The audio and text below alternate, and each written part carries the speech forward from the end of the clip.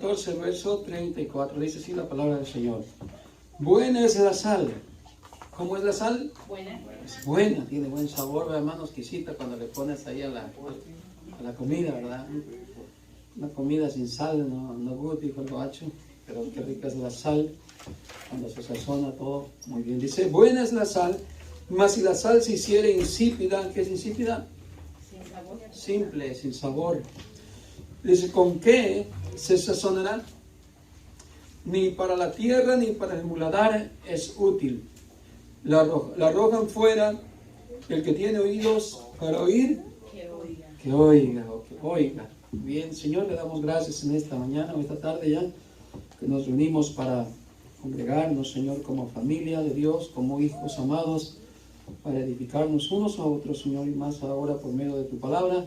Señor, bendice a cada oidor, los que estamos acá y los que han de escuchar también a través de este video. A cualquiera, Señor, que lo oiga, que sus oídos, Señor, estén prestos para recibir tu palabra, Señor. Y te lo pedimos todo en el nombre de Jesús. Amén. Tomen sus asientos. Bien, gracias a Dios. Hoy vamos a hablar, hermano, de la iglesia y la función de la iglesia o las buenas obras más en concreto de la iglesia.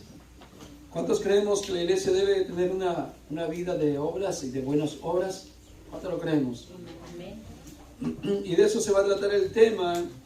Vamos a ir a un contexto para ver más en profundidad la enseñanza de cómo la iglesia tiene que estar en una buena función mientras estamos acá en la tierra. Lo que leímos es, hermano, dice, buena es la sal. Aquí la sal va a significar la iglesia. ¿Se recuerdan que el Señor Jesús dijo, vosotros sois la sal, ¿de dónde? De la tierra. En esta tierra, la iglesia representa algo que es bueno. Por eso dice, buena es la sal, hablando de la iglesia. ¿Cierto, hermanos? Pero que la iglesia tiene que tener una función muy apropiada, muy adecuada, muy a la manera de Dios, para que sea buena. ¿Se entiende? Si la iglesia ya no actúa de la forma como Dios quiere que actuemos, que vivamos, la iglesia viene a ser como esa sal que queda sin sabor, que queda simple. Y dijo el Señor que cuando la sal queda sin sabor o se vuelve o se hace insípida, ¿con qué se podrá salar o sazonar? Dice. ¿Cierto? En otras palabras, ¿cómo el mundo, los que no son creyentes, los que no conocen a Dios, cómo van a poder conocer a Dios si la iglesia no tiene la evidencia de que es la sal de la tierra, no tiene la práctica, no tiene la vivencia de que es lo que sazona, lleva el mensaje, trae las buenas nuevas a través de su estilo de vida? No tanto cómo predica y cómo habla, sino con el mismo estilo de vida propio, porque ya es como algo que nosotros somos ya en esencia, sal. ¿Se entiende? No es que vamos a traer la sal y se la vamos a dar a otros, sino que ya somos la sal. Queriendo decir que en esencia no es exactamente cómo prediquemos, de qué manera hablamos, no que no debamos compartir precisamente el evangelio, sino de que ya por la evidencia de cómo vivimos como cristianos en el mundo, no que somos del mundo, pero estamos en el mundo, de esa manera el mundo también va a ser sazonado. ¿Entiende? Pero si la iglesia deja de existir en medio del mundo, ya no va a haber más conversión a Dios. Ya no hay más quien busque a Dios. ¿Y cómo van a creer, dicen Romanos, si no hay quien le anuncie? ¿Y cómo creerán si no hay quien les predique? ¿Y cómo irán si no fueren enviados? ¿Cierto? Así es que la iglesia tiene una función en la tierra mientras está acá. Antes de la segunda venida del Señor, hasta ahí se termina el trabajo de la iglesia. Cuando decimos amén, que tenemos que tener una vida llena de obras buenas. No para ser salvos, sino porque somos de la iglesia. ¿Se entiende? Vamos a ir en un contexto para hablar de este tema en en Mateo capítulo 25. En Mateo capítulo 25 y el verso 1 en adelante. Vamos a hablar ahí de la parábola de las 10 vírgenes, que vamos a hablar de la iglesia aquí en la tierra mientras está desde la primera venida del Señor hasta la segunda venida. Dice el verso 1: entonces el reino de los cielos será semejante a 10 vírgenes que tomaron sus lámparas, o tomando sus lámparas salieron a recibir al esposo. ¿Qué significa la lámpara? La lámpara es luz, exactamente, luz. ¿Y qué fue lo que Jesús dijo acerca de la iglesia? Vosotros sois la luz del mundo. Y una luz no se pone debajo de una mesa o almud, sino que se pone arriba sobre la mesa para que el candelero alumbre a todos los que están en la casa. ¿Qué chiste tiene poner una luz debajo de una mesa, no? Y con aquella, ¿cómo se llama? Mantel que tapa todo. ¿A quién va a alumbrar? No alumbra a nadie, ¿no? Quiere decir que la iglesia tiene que tener muchas obras que sean vistas por los hombres, para que pueda alumbrar a este mundo. Entonces vemos aquí que el reino de Dios, la iglesia, lo van a representar estas vírgenes. Y luego va a hablar de la segunda venida del Señor. Tiene que ver cómo está la iglesia antes de la venida del Señor Jesús. Y cómo está viviendo en el tiempo mientras el Señor no viene todavía. Muy bien, dice que estas mujeres, estas 10 vírgenes tomaron sus lámparas, ¿para qué? Para recibir al esposo. En otras palabras, la iglesia es luz. Antes de recibir al Señor, tiene que vivir como luz aquí en este mundo. Muy bien. Ahora dice que de esa iglesia, o de esas 10 vírgenes, había 5 de ellas que eran prudentes. Amén, hermanos. Y las otras que eran, dice, y otras eran insensatas. ¿Qué hicieron las prudentes? Las prudentes, dice, ellas, dice que hicieron, las insensatas, dice, tomando sus lámparas no tomaron consigo aceite, mas las prudentes tomaron aceite en sus vasijas juntamente con sus lámparas. Ahora vamos a estudiar aquí qué significa el aceite. Ya aprendimos que la lámpara simboliza luz, pero ¿qué simboliza el aceite? El aceite simboliza el Espíritu Santo, ¿cierto?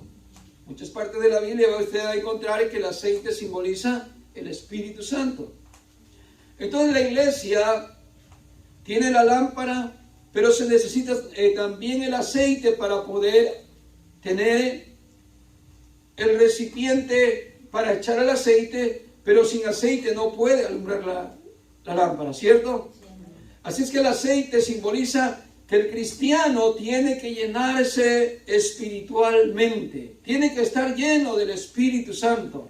Ahora, no lo vamos a vivir de esa manera como lo vivimos a un poco tiempo antes. No quiero hablar mal, pero mucho oímos acerca del Espíritu Santo y hoy siguen predicándolo, que el Espíritu Santo es algo como salir de esta era, salir de este mundo, empezar a volar, ir al tercer cielo, empezar a profetizar visiones, profecías, a hablar en lenguas y un montón de cosas que se nos enseñó que eso era la llenura del Espíritu Santo.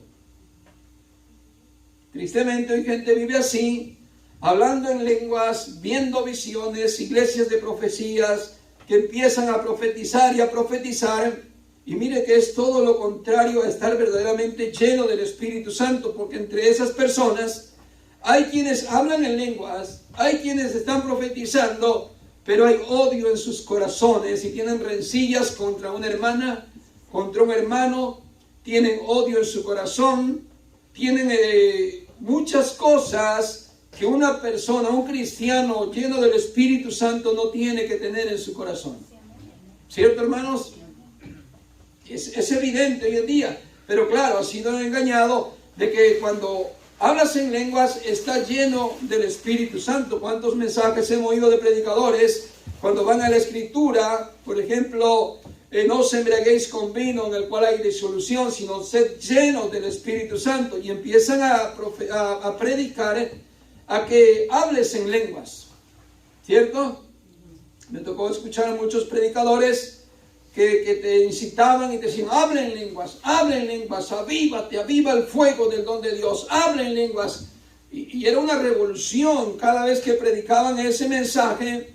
Iban a otros, como en el Hechos capítulo 2 del día de Pentecostés, y habla en lenguas, y habla en lenguas. Y fue algo que se metió tanto en una enseñanza que creímos que hablar en lenguas era estar lleno del Espíritu Santo. Y no lo es. No lo es así, hermanos. Me acuerdo que hace un tiempo empecé a enseñar y decirle, mire hermanos, estar lleno del Espíritu Santo es estar lleno del conocimiento de la palabra de Dios. Y eso sí tiene sentido. Porque imagínense una persona que no conoce de la Biblia, solo habla en lenguas. Y eso es muy común. Cristianos que ya empezaron, pero no conocen la palabra del Señor. Y no tienen un buen contexto de lo que conocen. No estudian la palabra del Señor, por lo cual no hay, hermanos, un conocimiento espiritual de la palabra del Señor. Sin embargo, escudriñando las Escrituras, estudiando la palabra del Señor, nos vamos llenando de ese aceite que representa el Espíritu de Dios. ¿Cuánto decimos amén? Amén.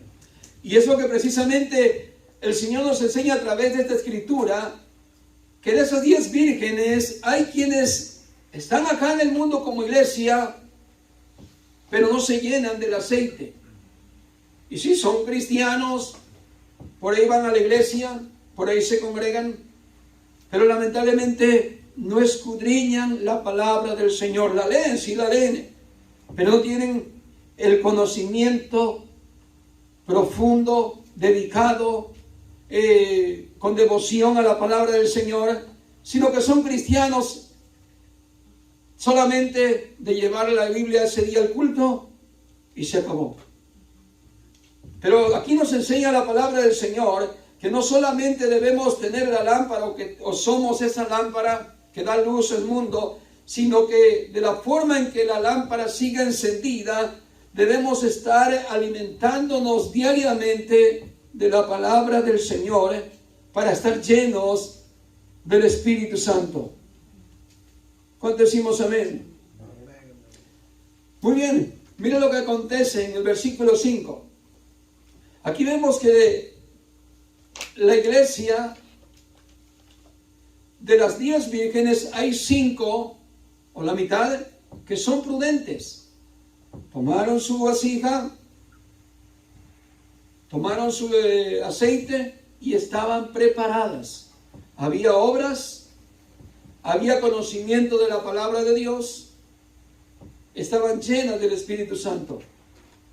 Y cuando el Señor venga, eso va a ser muy importante, porque va a encontrar una iglesia que ha sido procesada, que ha sido preparada, que ha sido limpiada y que está con un estilo de vida conforme a la voluntad de Dios, que es la iglesia que el Señor está esperando, por la cual el Señor viene y está preparada, dice la Escritura.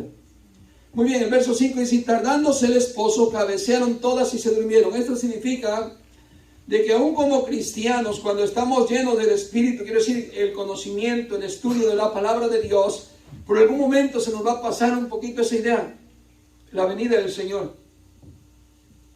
Aquí ya está dando una idea de la segunda venida. Y tardándose el esposo, cabecearon todas y se durmieron. Pero hay una cosa, que los que se durmieron, las vírgenes prudentes, digamos que se les pasó un poco, y la venida del Señor, hermano, por un momento, hermano, como que me descuidé de la venida, se me estaba pasando ese entusiasmo, ese palpitar día a día de, Señor, estoy esperándote, esa emoción diaria, ese vivir diario como el Señor, tal vez hoy te veo. Tal vez hoy, Señor, vienes, o tal vez hoy parto de este mundo, pero estaré contigo, Señor.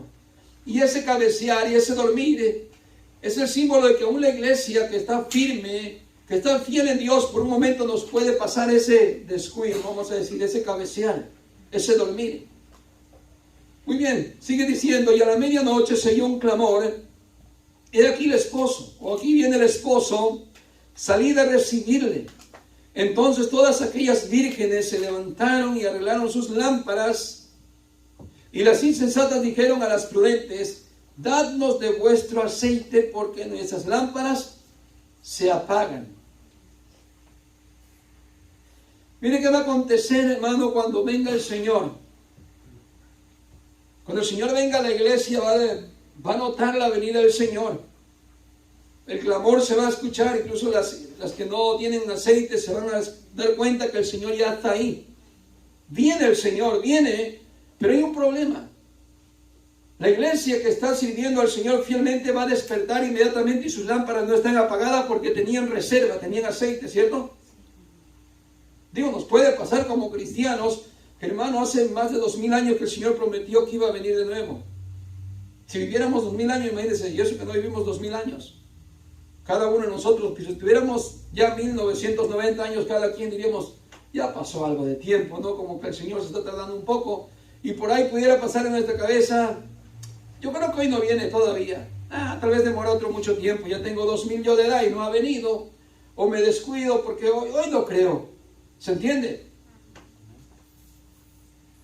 Pero cuando venga el Señor, la iglesia, aunque hayamos pasado el no acordarnos todos los días de la venida del Señor, en el momento que oigamos que el Señor ya viene, inmediatamente estaremos listos y preparados ya. La lámpara no estará apagada, sino que la lámpara estará encendida, porque tenemos una vida de práctica, tenemos una vida de buenas obras, tenemos una práctica que ya somos la luz del mundo, no es que vamos a ser. ¿Se entiende? Nuestro estilo de vida ya refleja en la comunidad donde vivimos, en la ciudad donde nos conocen, ya se nos nota la diferencia a lo que no es la luz del mundo. ¿Entiende, hermano? En su casa se refleja, en su escuela, en su trabajo, hay una diferencia de que usted es diferente. ¿Por qué? Porque está caminando como esas vírgenes prudentes con la lámpara encendida y puede alumbrar a otra persona. ¿Cierto? Personas que se acercan a usted, personas que le miran su estilo de vida y dicen, ¿de qué religión tú perteneces? Se dan cuenta de que usted es diferente. ¿Se entiende, hermanos? A veces hasta nos van a pedir consejo porque tenemos amigos, tenemos amistades y a más de uno decir, bueno, yo tengo problemas, ¿será que usted me puede aconsejar? ¿Por qué? Porque la luz alumbra en las tinieblas. ¿Se entiende? Podemos tener amistades que toman, se drogan, son homosexuales o son lesbianas, cualquier pecado que ellos cometan, pero como nos miran algo de diferencia en nosotros, hasta nos se pueden acercar a nosotros y pedirnos un consejo. Yo no sé, pero yo lo he vivido por muchos años de mi vida como cristiano, de dar consejos a gente que he conocido, gente que han sido amistad mía, y como que han visto en mí esa luz, me han venido a pedir consejo. Yo no los he visto como que son pecadores y yo los desprecio, no, en ningún momento. Le decía yo ayer a mi hijo, cuando mires a un homosexual, no le voltees la cara y no lo desprecies. Yo sé que te puede irritar que una persona ande cometiendo pecado, que sea el más malvado del mundo, y sí, nos puede traer irritación. Pero tú no muestres un carácter de desprecio, una cara de menosprecio a otro, porque lo que ellos menos esperan es eso. Ponte a pensar, ¿qué haría Jesús en tu lugar? Sí, yo sé, son pecadores. ¿Y quiénes no son pecadores? ¿Quiénes no somos pecadores? Incluso nosotros venimos de ese mundo, ¿cierto? Pero lo menos que ellos pueden esperar es eso. El que le volteemos la cara, el que le demos un desprecio, o el que le hablemos mal todavía como un estado de te vas a ir al infierno, estás condenado. Porque si nosotros somos la luz del mundo, nosotros tenemos que darle a ellos esa ayuda. Si somos la sal, tenemos que darle el sazón que necesitan. Y me dice, está bien, papá, sí entiendo eso. Solamente dice que a veces, no sé, se nota una diferencia entre personas que son más jóvenes con unos que ya son adultos y como que no los trata uno igual. Dice. Digo, te entiendo, está bien. Porque un joven se puede ver como que, ok, está joven, todavía está medio loco, no sabe lo que hace, dice papá, mientras que un adulto ya tiene mucha capacidad, dice, como para reaccionar, dice, y volverse en sí. Está bien, digo, te entiendo, pero tanto uno como otro lo que necesita es que Dios lo alcance. Y en vez de tú voltearle la cara y cerrarte la puerta y la oportunidad de que ellos oigan el Evangelio, probablemente por ese buen saludo, esa buena forma de tratarle con respeto, probablemente se te va a dar la oportunidad de que un día le presentes el Evangelio. Tú no sabes si Dios puede cambiar su vida. A mí me tocó tratar con personas que eran homosexuales, con hombres que fueron o dejaron, no sé, de ser alguna ya tal vez. Pero me tocó tratar con algunos y yo los invité al Señor. Pero nunca les hice el feo, un menosprecio. Ellos sabían que no me caía bien su estilo de vida, yo se los dije de una buena forma. Dije, pero yo no soy Dios para condenarte. Sin embargo, lo que te puedo decir es que Dios te puede cambiar. Dios te puede cambiar. Y decir, ¿cómo es que yo puedo ser en realidad hombre? Le digo, ¿qué te falta? No te falta absolutamente nada. Tienes que empezar a trabajar aquí en tu mente que tú eres un hombre. Y pedirle a Dios que te ayude a salir de ese mal en el cual tú te encuentras. Pero tú puedes ser un hombre tal como Dios te hizo. Y no hay nada que te impida hacerlo. Por un buen tiempo, con una persona así, yo estuve compartiéndole el Evangelio. No quiero alargarme mucho en eso, pero llegó a ser pretendido por una muchacha este hombre. Y me pedía consejo, ¿qué hago? Dice, ¿qué hago, César? Dice, es una muchacha muy bonita, estaba joven, dice, él también estaba algo joven, tal vez 35 años. Y hasta de dinero, dice, llega con un carrazo del año, dice. No sé qué hacer, dice. Me invitó a salir al cine, me invitó a salir a pasear. Y ya no sé qué hacer, dice. Digo, ¿cómo? Solamente digo, actúa cuando estás ahí, digo, como un hombre, dile palabras bonitas. Yo estaba como un consejero, ¿me entiendes? Dándole palabras. Pero déjate llevar, digo, y pídele a Dios esa virtud de que tú eres un hombre y pórtate como un hombre, pórtate varonil. No te falta nada. Eres un hombre. Además, yo le decía, mira, a tu físico y a tu apariencia, digo, eres un hombre, yo me considero una hormiga a tu lado. Digo, mira mi apariencia, soy chaparrillo, soy con nariz chata. ¿Qué puedo decir? Soy muy hombre acá, muy varonil para que las mujeres digan, ay, se derriten ante mí. No. Sin embargo, tú tienes mejor apariencia que yo. ¿Qué te falta? Hazlo, enamórala, dile que te gusta. Pero es que me cuesta trabajo, no lo siento. Y ahí estaba yo participando. Lo que quiero decir es que ese hombre me llegó a pedir consejo. Yo le hablé de Dios, le dije consejos sanos. No lo sé si al final cambió, no lo sé si al final buscó a Dios, no lo sé. Pero lo que quiero decirle es que la iglesia tiene esa labor de trabajar aquí en este mundo porque es lo que Dios ha dejado en esta tierra como la sal que sazona a lo que está en descomposición. Pero muchas veces, ahí lo que le decía, aprendimos que estar lleno del Espíritu Santo es hablar en lengua y como los fariseos, apartarte de los pecadores. Uy, yo no me junto con los pecadores porque soy muy santo y estoy lleno del Espíritu Santo. Y sí, hablo en lenguas, pero acá en mi corazón tengo un montón de odio, de desprecio, de rencillas. Miro con desigualdad a la hermana, miro con bajeza al hermano. ¿Se entiende? Y para mucha gente eso es estar lleno del Espíritu Santo, estar hablando solamente en lenguas y cosas que son fuera de un orden bíblico. Sin embargo, cuando tenemos un estudio de la palabra del Señor, empezamos a hacer obras de amor, de caridad, de buen juicio, de justicia, de amor al prójimo. Todo esto nos hace ver que estamos llenos del Espíritu de Dios. Muy bien, vemos aquí que cuando venga el Señor, dice que muchas en aquel día estarán preparadas, o preparados, la iglesia estará lista. Cuando el Señor venga, las prudentes van a tener aceite, tienen sus lámparas encendidas, no hay por qué asustarse, la iglesia vive protegida por Dios. ¿Se entiende? Mientras que los que no estén llenos del Espíritu Santo, sus lámparas se van a estar apagando en aquel día. Eso significa, hermanos, de que no hay una vida de práctica. Cuando se está apagando significa que no hay vida de práctica. ¿Se entiende? Solamente cristianos de renombres. Muy bien, cuando nos quedamos, el verso 10, el verso 9. Mas las prudentes respondieron diciendo, para que no os falte a nosotras ni a vosotras, id más bien a los que venden y comprad para vosotras mismas.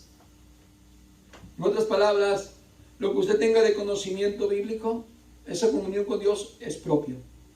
Es personal, hermano. Yo sé que lo podemos compartir y dialogar y decir, mire, hermano, usted es mi fe, pero eso es de usted. ¿Se entiende? Ese conocimiento bíblico, esa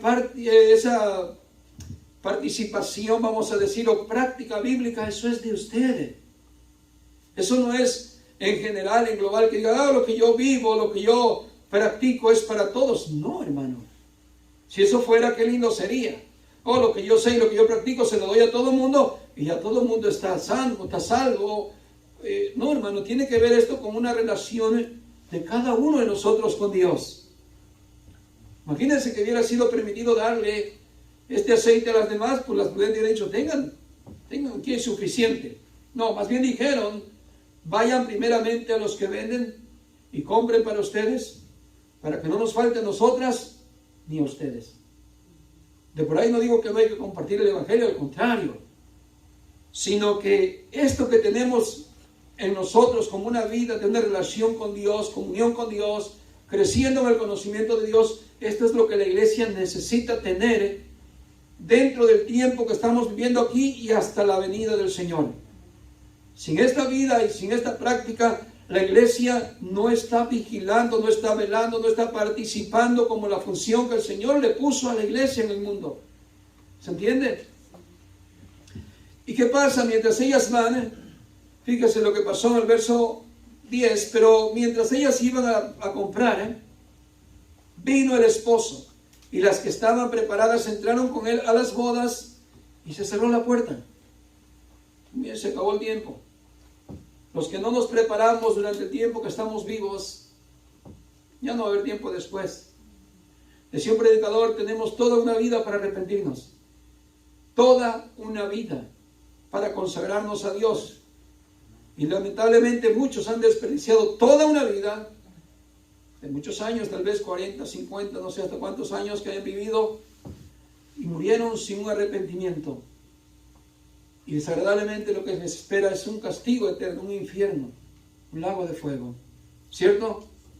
Así es que mira que vemos cómo estas insensatas no tuvieron el cuidado que durante todo el tiempo que estuvieron de iglesia en iglesia, participar, digamos, y congregándose, pero no se llenaron del Espíritu de Dios. Se llenaron de tradiciones, se llenaron de costumbres que están fuera de orden, pero no del Espíritu de Dios. Otra vez, quiero recalcar, llenarse del Espíritu de Dios es estar lleno de la palabra del Señor, lleno del conocimiento de Dios. ¿Se entiende? Eso se llama en la Biblia el don de ciencia, el don de conocimiento de la palabra de Dios. No el don de ciencia, como muchos dicen, yo tengo el don de ciencia de profetizar que va a pasar dentro de una semana. No, eso no es don de ciencia, están como agoreros adivinando el futuro. Don de ciencia es que tenemos el conocimiento de Dios y leemos un verso de la Biblia y contextualizamos de una manera adecuada. ¿Se entiende? Ese es el don de ciencia bíblica, el don del conocimiento bíblico, que le damos una buena interpretación al texto o al contexto. Muy bien, verso 12. Después vinieron también las otras vírgenes, diciendo, Señor, Señor, ábrenos. Mas él respondiendo dijo, de cierto os digo que no os conozco. Velad pues, porque no sabéis el día ni la hora en que el Hijo del Hombre ha de venir. Muy bien, esto de velar no es estarnos desvelando en una vigilia. ¿Bien? Digo, muchos cristianos por ahí pensaron que velar era estar en vigilias, hermano. Vigilias, eso no es velar. Velar es estar alimentándose, llenándose de la palabra de Dios. Por eso el que memoricemos un verso de la Biblia, el que estemos ejercitándonos en memorizar escrituras bíblicas, eso es llenarse del Espíritu. ¿Se entiende? Tu mente, se va renovando tu mente, se va llenando de toda palabra de Dios. Y al rato tu meditar, tu vivir, tu salir al trabajar, tu regresar, donde estés, en la escuela, incluso puedes estar haciendo tu tarea, pero en tu mente hay muchas palabras que están ahí de la palabra de Dios. No estás vacío de la palabra de Dios, sino que te estás llenando. Todo lo contrario, cuando solamente vemos cosas del mundo, oímos cosas del mundo, participamos más de las cosas del mundo. ¿De qué está lleno nuestra mente? De cosas del mundo. ¿Se entiende? Pero cuando ya estamos meditando en la palabra del Señor, estamos leyendo, tenemos el estudio bíblico, tenemos la reunión. Por eso la reunión es importante. Por eso la Biblia dice, no dejando de congregarnos como algunos tienen por costumbre. ¿Por qué? Porque hay mucho beneficio en la reunión. Ahorita, por ejemplo, la enseñanza, la palabra de Dios, ¿qué me está diciendo Dios? Yo soy lámpara de este mundo, tengo que alumbrar a los que están en tinieblas. Yo tengo que dar la noticia a los que están perdidos. Si no lo predico de voz con mi estilo de vida, es una forma de predicar ya. ¿Se entiende? Porque no soy igual que el mundo. No le robo a mi patrón, no le robo a mi prójimo, no ofendo a mi prójimo, no siento odio hacia mi prójimo, amo a mi prójimo. ¿Se entiende? Mi estilo de vida me está dando a entender que yo estoy evangelizando con mi vida, con mi estilo de vida. Y la gente nota eso. Como también nota en la iglesia, que es una iglesia de un montón de hipócritas. Todos se odian, uno habla del otro y siempre andan diciendo el mal de cada uno. También se nota eso. ¿Se entiende? ¿Qué me está diciendo la palabra del Señor? Cuando vengo a la reunión, que debo de participar, que aunque yo estoy en el mundo, no soy del mundo, pero debo de participar en llevarle la buena noticia. Que soy como esa lámpara que alumbra, que soy esa sal que da el sazón, y que estoy llenándome del Espíritu Santo, que no vengo religiosamente, nomás acá leo la Biblia cuando vengo, la tiro cuando me voy, y nuevamente la vuelvo a leer en la próxima reunión, cuando venga yo, si vengo los domingos nada más. Imagínense qué alimentación espiritual hay ahí. Y saliendo de acá, no sé, todos los medios sociales que hay, uno dice, a mí me gusta yo veo ¿cuántas horas? Un montón de tiempo, pero la Biblia nunca más la vuelvo a leer en casa. ¿Y de qué estás lleno? ¿De qué? Pues eso de que estás lleno, eso predicas. Eso predico, lo que yo estoy lleno. No hay otra evidencia. O me identifico como el mundo, o en realidad me identifico como un cristiano. ¿Cuánto decimos amén, hermanos? Así que el Señor, hermano, nos habla a través de la palabra hoy, como siempre nos habla cuando venimos. Por eso es de edificación. El congregarme no es venir a perder mi tiempo. El congregarme, el verlos ustedes como me dan buen testimonio de su vida, eso me edifica. ¿Se entiende? Como dice la Escritura, edificaos unos a otros. Consolaos unos a otros. Cuando nos reunimos, ¿qué hay entre vosotros? Dice el apóstol Pablo. ¿Hay cántico? ¿Hay salmo? ¿Hay alguna profecía? Quiere decir una enseñanza, una predicación. ¿Qué hay? ¿Para qué os reunís? Para eso, hermano, para ser edificado. ¿Sí se entiende, hermanos? Cuando venimos, nos reunimos como una iglesia, como cuando el mundo se une para lo suyo y practica lo suyo. Nosotros, ¿para qué practicamos cuando venimos aquí entre hermanos? El convivio, la hermandad, la igualdad, el no tener orgullo ni vanidad, el practicar la justicia, el practicar la misericordia. ¿Se entiende? Hermano, que estás caído, animémote, hermano. Que estás desanimado, hermano, vamos a echarte ánimo, pero no te puedes quedar ahí. Esa es la reunión de la iglesia. Cuando nos reunimos, no es perder el tiempo. ¿No decimos amén? Así es que vemos en la Escritura, hermano, que el diseño de Dios que hizo para la iglesia es lo que el Señor llama la sal de la tierra y la luz del mundo. Una iglesia pura, lavada, santificada, vestida de lino fino, que son las acciones justas de los santos. ¿Cuántos decimos amén? Es lo que dice Apocalipsis 9:8, dice, y a ella se le ha concedido, a la iglesia, que se vista de lino fino, limpio y resplandeciente, porque el lino fino es las acciones justas de los santos. Fíjese, ¿cómo se ha vestido la iglesia? De lino fino. No es algo secular, hermanos, es un vestido muy fino, así. No. Está hablando de que nuestro estilo de vida Es algo muy puro delante de Dios. Por eso viene por una iglesia con buenas obras, buena práctica, buen estilo de vida. Una iglesia que honra a Dios, una iglesia que teme a Dios, una iglesia que procura la santificación cada día, una iglesia que se ha apartado del mal cada día. ¿Se entiende? No que le da crédito al pecado, sino que lucha contra el pecado y que no se somete a este mundo, sino que se somete a su Creador, que vive para Dios, que piensa en servir a Dios, que piensa en tener un propósito aquí en esta vida que agrade a Dios. Cuando decimos amén. Esas son la vestimenta de una iglesia que está velando, que está esperando a su Señor. Está preparada porque se ha vestido honrosamente, vive dignamente. Quiero decir, fuera de los placeres de este mundo. ¿Se entiende, hermanos? Así es que, hermanos, vemos que para un propósito bueno el Señor nos ha dejado en este mundo. Y si estaremos hasta el día que estemos es porque quiere que hagamos esa función. En Mateo 22 y verso 12 dice así: en un acontecimiento también de una boda, si no estoy mal, llegó un invitado a esa boda. Y mira lo que sucedió. Jesús le dijo, o el hombre, más bien el amo, el dueño de aquella boda, aquella fiesta, le dijo: amigo, Mateo 22, 12, ¿cómo entraste aquí sin traje de boda? Es una pregunta que le hizo un hombre que entró a una boda y se metió mal vestido. ¿Cierto? Normalmente cuando vamos a una boda, ¿cómo nos ponemos? El mejor vestido, bien bañados, bien afeitados, bien perfumados, todo bien arreglado, ¿cierto? Pero aquí al parecer hubo alguien que se metió a esa boda de una forma adecuada. Se metió como quiso él. ¿Se entiende? Hoy en día, hermano, la iglesia no debe de estar vestida como él quiera, como ella quiera. Debe estar vestida conforme a lo que Dios quiere que estemos vestidos.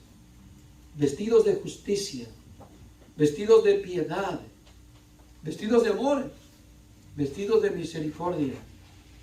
¿Se entiende, hermanos? Llenos de luz, llenos de sazón, que es la sal, para que podamos, hermanos, transmitir a este mundo caído la grandeza de Dios, la voluntad de Dios, para ellos también si ellos desean cambiar. Y aquel hombre dice que enmudeció, pero más adelante dice que lo sacaron fuera. Dijo su siervo: echarlo fuera a este que está aquí vestido, mal vestido. Donde será el lloro y el crujir de dientes. Eso significa que la iglesia debe estar bien vestida para cuando venga el Señor, porque no podrá entrar de otra manera. Por eso aquellos que gritaban: Señor, Señor, ábrenos la puerta. ¿Qué le dijo el Señor? De cierto os digo que no os conozco. ¿Y cuántos en aquel día le dirán: Señor, Señor, en tu nombre profetizamos, en tu nombre, Señor, hicimos milagros, en tu nombre expulsamos hasta demonios? Sí, yo sé que aquel día muchos dirán: hasta hablábamos en lengua, Señor. Pero el Señor dirá: no os conozco, apartaos de mí, hacedores de maldad. Porque de qué me vale, como dijo el apóstol Pablo, si yo hablase en lenguas angelicales. No es que hablaba, no es que hay un lenguaje de los ángeles, sino que está hablando de una manera exagerada. ¿Sí? Es el capítulo del amor que conocemos, ¿no? El capítulo del amor en 1 Corintios, ¿no estoy mal? O segunda. Dice el apóstol Pablo: si yo hablase en lenguas angelicales, pero no tengo amor, no soy nada. No tengo nada, estoy vacío. ¿Cierto? Si yo hablase en lenguas, no es que hable. Ya hay muchos por ahí tomaron el texto como que, tal vez Pablo hasta llegó a hablar en lenguas. No hablaba en lenguas angelicales. Es más, cuando hemos visto la escritura que los ángeles hablaban con los hombres, ¿cómo hablaban? En el idioma terrenal. Sencillo. ¿Cómo le habló María, el ángel Gabriel? En el idioma que hablaba María. ¿Cómo habló con los demás hombres de Dios? Con Jacob, con Abraham, ¿Cómo hablaban los ángeles del Señor? En el idioma que hablan los seres humanos. ¿Se entiende?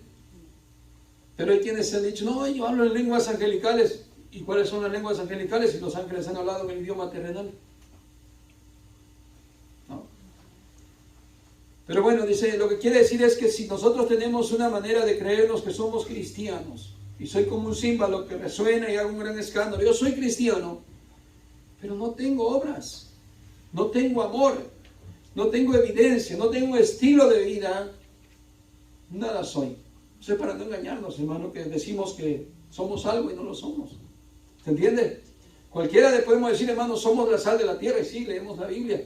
El punto es, ¿verdad lo somos o no lo somos? Nos creemos que somos y al final no somos la sal. Eso va a ser lo triste. Terminamos con Romanos capítulo 13 y el verso 14. Dice así, antes bien vestidos del Señor Jesús, el Cristo, y no penséis en proveer para las lujurias o los deseos de la carne. ¿De qué forma debemos vestirnos? Del Señor Jesús. De ese estilo de vida. De esa manera como Jesús vivió. Cómo trató a un pecador. Cómo trató a una prostituta. ¿Qué hizo Jesús mientras estaba aquí en el mundo? ¿Se entiende? De eso debemos vestirnos. Del Señor Jesús. De ese estilo de vida. Fue muy notable ese estilo de vida, ¿cierto? Que así seamos notables nosotros como iglesia. Para que el Señor cumpla su voluntad en nuestras vidas mientras estamos acá. Si es que no proveamos, hermano, para la carne, sino al contrario. Llenémonos del Espíritu de Dios. Llenémonos de esta palabra que es el Espíritu de Dios. Amén, hermanos. Muy bien, pónganse de pie y denle gracias a Dios. Amén.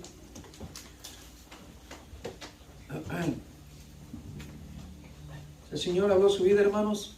Es la iglesia, es la sal. Ahí está alrededor suyo. Sus hijos, y su familia, principalmente. Ahí es la función. Ahí empieza. Y de ahí lo demás, hermano. Alrededor de lo que el Señor nos permita hacer, nuestros trabajos, personas que conocemos, personas que nos conocen, puedan ver que nosotros hemos sido llamados por Dios a algo bueno. No algo para traer mal a este mundo. La iglesia es lo único bueno, podría decir, que hay aquí en este mundo. Pero la iglesia porque es de Dios. No porque nosotros en naturaleza seamos buenos, sino porque la iglesia es de Dios. Y si algo bueno está aquí es eso. Si no existiera la iglesia, imagínense cómo se iba a practicar lo bueno. ¿Quién iba a querer practicar lo bueno si la iglesia dice que no hay justo ni siquiera uno? No hay. Por naturaleza todos somos malvados, pecadores, apartados de Dios. Pero aquí nos muestra la Escritura que la iglesia permanece en Dios hasta el día de su venida. Así es que démosle gracias a Dios, hermano, porque el Señor nos ha llamado para dar testimonio de su gracia y su bondad a este mundo. Cierre sus ojos y déle gracias al Señor por este gran privilegio que le da. Y no seamos, hermanos, desagradecidos ni tampoco cobardes, para no dar lugar a lo que el Señor nos llamó. La siguiente enseñanza que habla es los talentos, que significa más o menos lo mismo. Es la iglesia que el Señor le dio el talento, y a uno le dio 5, a otro le dio poco menos, y a otro le dio un poco menos, pero consiste igual en desarrollar la gracia, el don que el Señor puso en nosotros. Igual es la iglesia en este mundo que está trabajando. Unos trabajan en totalidad lo que el Señor le dio, lo multiplican. Otros trabajamos menos, pero al fin de todo hacemos un poco. Pero también nombra a unos que no hicieron nada con el talento y lo enterraron. Igual la misma enseñanza es la iglesia. Y un día vendrá el Señor y le dirá a los siervos que trabajaron: buen siervo fiel, en lo poco te puse y en lo mucho te pondré. Pero también dirá aquel malvado que dijo: Señor, yo conocía que eres hombre temeroso y lo enterré. Aquí está tu don que me diste. Qué triste, hermano, que el Señor nos dio. Nos dio primero que nada la salvación, su amor, su perdón, y no podamos corresponder a ese propósito que tenemos en Dios. Somos la iglesia, la que es apartada por Dios, santa, apartada. Señor, muchas gracias en este momento. Nos has enseñado, Señor, que como iglesia tenemos que permanecer firmes en la oración, en la perseverancia, en la fe, en una vida de obras llenas de un buen testimonio, para que este mundo pueda ser alumbrado, pueda ser alcanzado, aquel que está en la oscuridad, aquel que vaga, Señor, en este mundo sin esperanza, y que nosotros tenemos a nuestras manos la medicina, el remedio, para dárselos, presentárselo a cada uno de ellos, y de usted depende quién será salvo. Señor, ayúdanos a permanecer firmes cada día, que podamos cumplir el buen propósito que nos ha dado a cada uno. Gracias por mis hermanos que están aquí, que con amor te sirven, que con alegría y con gozo participan, Señor, y son obreros, Señor, de tu viña. Ayúdame, Señor, a tener una buena palabra, Señor, en mi boca y en mi corazón, en mi ser, para ministrarme, Señor, cada día. Igualmente a mis hermanos, Señor, y te pido por esas almas que han de añadirse a tu pueblo. Ayúdanos, Señor, a hacer luz en esta oscuridad y a estar de pie cuando venga, Señor, en aquel día. Y que no seamos avergonzados, Señor. Te pedimos todo y te damos gracias por tu palabra, en el nombre de Jesús. Amén y amén. El Señor los bendiga, hermanos. Estamos despedidos y nos vemos con la ayuda del Señor el día miércoles en la